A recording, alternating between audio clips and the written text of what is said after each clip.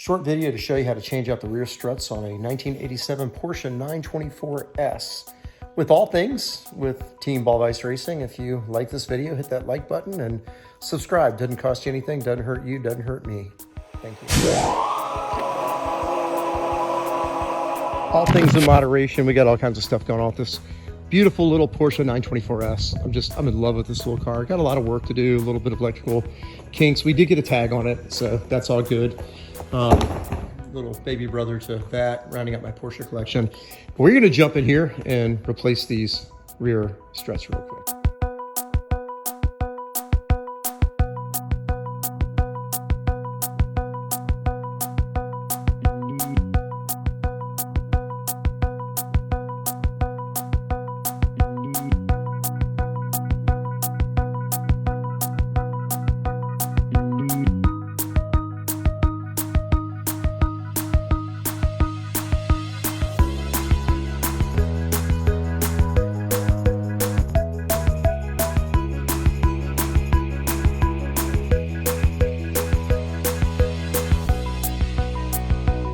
Probably one of the easiest projects you can do is a rear strut removal. So literally it's a 22 on the bottom. It's that bolt right there. Be careful putting it back in. I've got my own technique to doing it. I do the bottom first, and then I do the top. And then I believe that's a 19 on each end up there. And that just comes out. I leave that bolt in there. I'm gonna put the top in first. I'm gonna jack the bottom up to get it to go up there. We're gonna put these new struts. We're going from a CarQuest on here somebody had to a KYB. It's a gas adjustable strut, they say. I don't know how you adjust it, but I'll read the directions on it, made in Japan.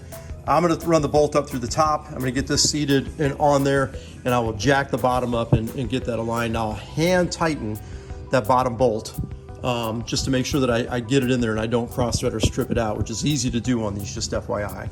So without further ado, we'll get back into it.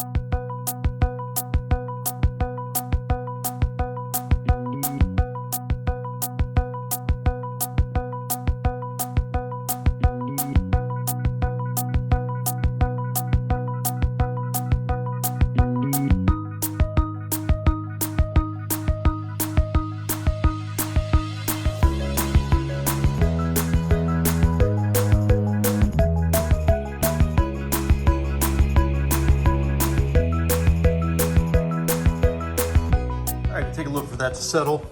Just that quick. This side is done. I'll turn the camera sideways a little bit. Now, here's the thing on this. Don't rush it. If you rush it, you stand a pretty good chance of stripping out the bottom bolt on these. So you just want to be really careful in what you do. Be methodical. Ugh, it's hot. Be methodical in what you do, and just make sure you get that bolt in there. What I did is I got the top set, got it in there, got the bottom kind of lined up. Then I took the bolt out, dropped it down, tightened the bottom bolt up a little bit more than finger tight. I got it in there so I know it was on the threads, and I jacked the control arm, because it's really a torsion bar and a control arm.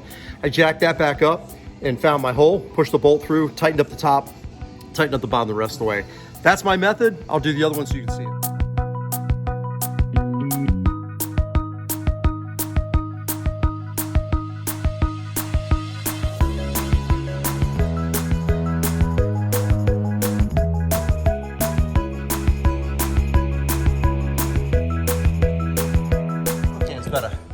About a half an hour in total.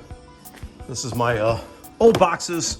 We'll just go ahead and get these set up to go to the junkyard. We had a tornado come through here yesterday.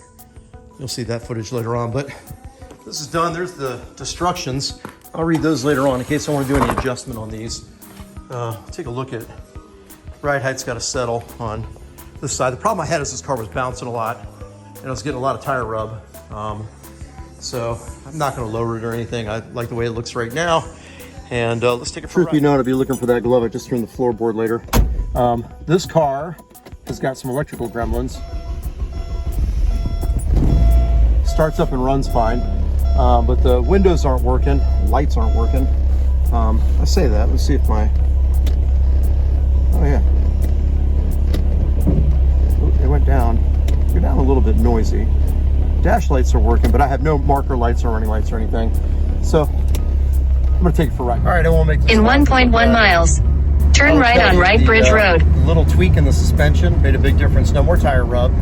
Car actually drives a lot better. I could use front shocks, front struts. Once I do that, I think should probably change the front setup out completely and go with the coilover setup or something on here. I don't know. We'll figure it out. It's a 924, so I don't want to go too crazy, but it drives a lot better. Rides a lot better.